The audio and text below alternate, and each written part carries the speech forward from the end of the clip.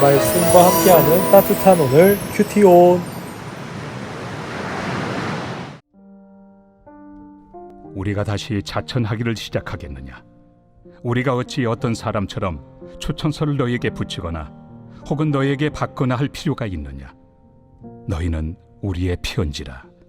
우리 마음에 썼고 무사람이 알고 읽는 바라. 너희는 우리로 말미암아 나타난 그리스도의 편지니 이는 먹으로 쓴 것이 아니요 오직 살아계신 하나님의 영으로 쓴 것이며 또 돌판에 쓴 것이 아니요 오직 육의 마음판에 쓴 것이라. 우리가 그리스도로 말미암아 하나님을 향하여 이 같은 확신이 있으니 우리가 무슨 일이든지 우리에게서 난 것 같이 스스로 만족할 것이 아니니 우리의 만족은 오직 하나님으로부터 나느니라. 그가 또한 우리를 새 언약의 일꾼 되기에 만족하게 하셨으니 율법 조문으로 하지 아니하고 오직 영으로 함이니 율법 조문은 죽이는 것이요 영은 살리는 것이니라. 돌에 써서 새긴 죽게 하는 율법 조문의 직분도 영광이 있어 이스라엘 자손들은 모세 얼굴에 없어질 영광 때문에도 그 얼굴을 주목하지 못하였거든. 하물며 영의 직분은 더욱 영광이 있지 아니하겠느냐? 정죄의 직분도 영광이 있은즉 의의 직분은 영광이 더욱 넘치리라. 영광 되었던 것이 더 큰 영광으로 말미암아 이에 영광 될 것이 없으나 없어질 것도 영광으로 말미암았은즉 길이 있을 것은 더욱 영광 가운데 있느니라.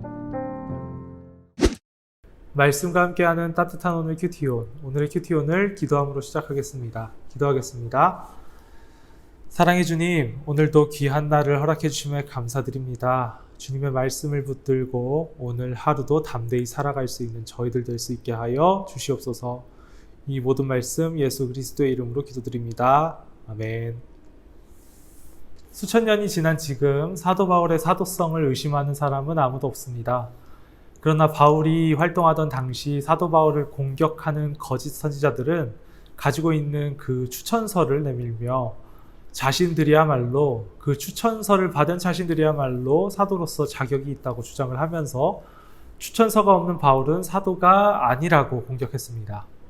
그렇습니다. 우리가 알고 있는 것처럼 예수님의 공생의 기간에 함께했던 사람도 아니었고 또 오히려 그리스도인들을 핍박하는 데 가담하고 있었던 그 사도 바울이 다메섹으로 그리스도인들을 처단하러 가는 길에 예수님을 만나서 180도로 사람이 변하고 또 회개하여 그 사도의 길을 걷게 되었다 하더라도 많은 사람들은 아직 바울의 사도성에 대해 의심할 수 있는 여지가 충분했고 이를 틈타서 거짓 선지자들은 추천서, 자신들이 갖고 있는 추천서를 들먹거리며 사도 바울에 대한 불신을 부추기고 있는 것이었습니다.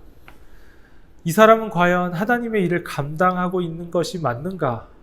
이것은 사도 바울에게 던져진 질문이지만 세상에서 그리스도인으로서 살아가는 우리에게도 되물어질 수 있는 질문이기도 합니다. 우리가 하고 있는 일들이 있고 또 우리가 섬기고 있는 사역이 있는데 이것이 과연 하나님이 맡겨주신 사명과 소명으로서 그 일을 잘 감당하고 있는 것인가? 그 질문에 대한 해답을 저는 오늘 말씀을 통해 사도 바울의 편지를 통해 다시 한번 생각해 볼 수 있게 되었습니다. 종이 추천서를 들먹이는 거짓 선지자들의 부추김에 사도 바울은 종이로 추천서가 필요하지 않다고 말합니다. 왜냐하면 그에게는 그의 열심 어린 사역으로 변화된 고린도 교회 교인들이라는 살아있는 추천서가 있었기 때문입니다. 바울은 고린도 교인들이야말로 그리스도의 편지라고 주장합니다. 각종 우상숭배와 쾌락으로 물들어 있던 땅에서 바울이 가지고 온 그 복음, 예수 그리스도의 복음으로 인해 많은 고린도 사람들이 회심하게 되었고 그리스도인으로서 하나님의 자녀로서 새로운 삶을 살게 된 그 고린도 사람들이야말로 살아있는 하나님의 추천서, 살아있는 하나님의 편지라고 보았기 때문입니다. 이처럼 나의 삶이, 나의 직장에서, 학교에서 그 주어진 일들이 내가 감당해 나가고 있는 그 사역이 사람을 살리고 있는가?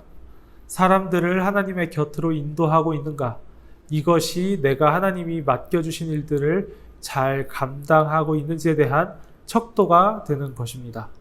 우리는 이로 인해 하나님이 맡겨주신 일에 대한 확신을 얻게 됩니다.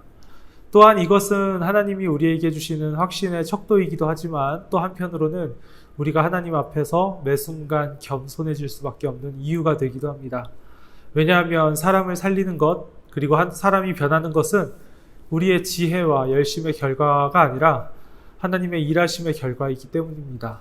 즉, 하나님은 하나님의 일을 하기에 알맞은 그릇의 일꾼을 사용하셔서 사람을 변화시키는 분이십니다. 예수님은 열매로 그 나무를 알 것이라 말씀하셨습니다. 하나님의 일꾼에게는 그 위치에 합당한 삶의 열매가 있습니다. 나의 주변을 둘러보시기를 바랍니다. 하나님이 허락하신 시간 안에서 나에게 주어진 일들의 결과를 확인하여 보시기를 바랍니다. 나를 통해 복음이 드러나고, 그래서 사람이 살아나고, 그래서 사람들이 하나님의 곁으로 오고자 하는지 확인하시기를 바랍니다. 아주 작게라도 그 변화가 보인다면 확신과 겸손의 마음을 가지고 맡겨진 일들을 감당하시기를 바랍니다. 반면에 변화가 보이지 않는다면 다시금 나의 삶을 놓고 하나님께 매달리며 기도해야 합니다. 나는 과연 하나님의 일을 감당하는 삶을 살아가고 있는가? 이와 같은 질문을 가지고 오늘의 큐티온 묵상과 기도의 자리로 나아가도록 하겠습니다. 하나님의 일을 감당하는 삶을 살아가고 있나요? 기도하겠습니다.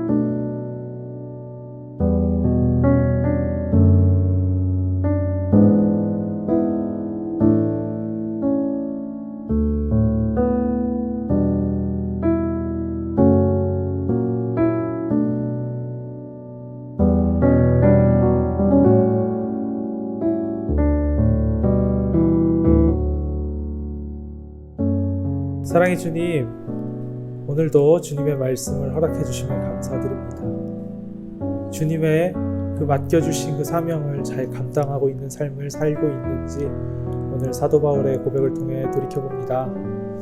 사도 바울이 고린도 교회인들을 통해서 추천서가 바로 그 교인들임을 고백했던 것처럼 나의 삶의 열매가 내 주변에 얼마나 맺혀 있고 열려 있는지 다시금 돌아보며 다시금 나의 모습을 정돈할 수 있는 저희들 될 수 있게 하여 주시옵소서.